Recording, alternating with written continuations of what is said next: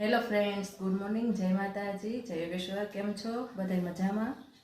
તો જો આજે આપણે આ રેસીપીમાં આપણે બનાવવાનું છે બાજરીના લોટના વડા બનાવવાના છે. તો તેના માટે મેં બધી તૈયારી શરૂ કરી દીધી છે.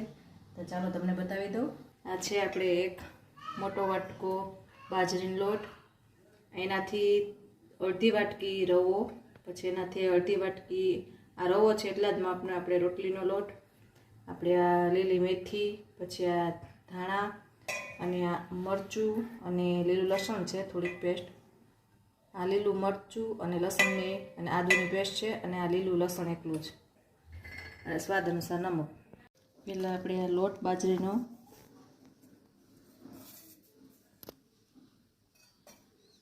પછી આપણો રવો.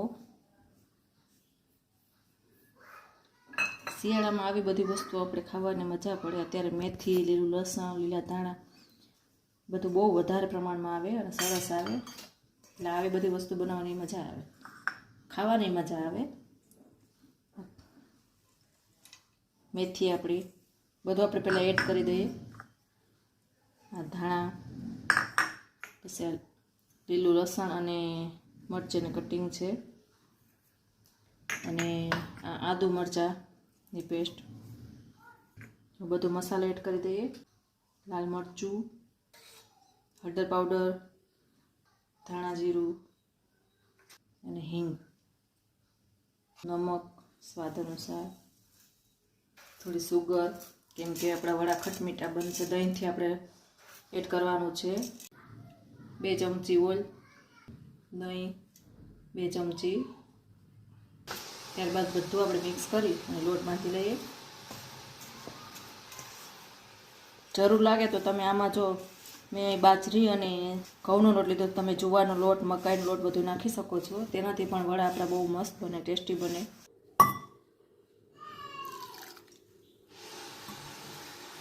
ફ્રેન્ડ્સ, આમાં તલ એડ કરવાના હોય, ભૂલાઈ ગયું.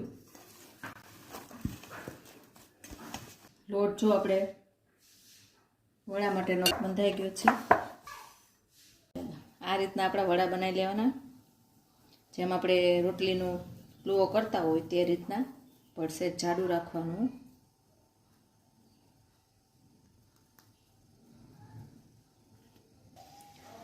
આપણા વડા તૈયાર થઈ ગયા છે.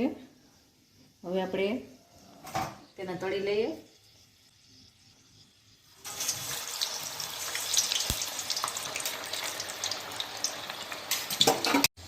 ગોલ્ડન બ્રાઉન થાય ત્યાં સુધી આપણે આને તળવાના છે. અને તેલ આપણે ગેસ વધારે રાખવાનું છે, ફાસ્ટ. દહીં સાથે અને ચા સાથે ખાવાની મજા પડે. જો આપણા વડા છે ગોલ્ડન બ્રાઉન થઈ ગયા છે, અને મસ્ત કડક બની ગયા છે.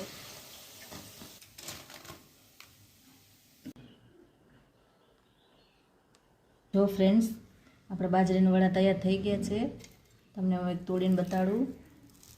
અંદરથી પણ જો એકદમ મસ્ત બન્યા છે. તમે પણ આ રેસીપીને જરૂરથી ટ્રાય કરજો અને કોમેન્ટ કરજો.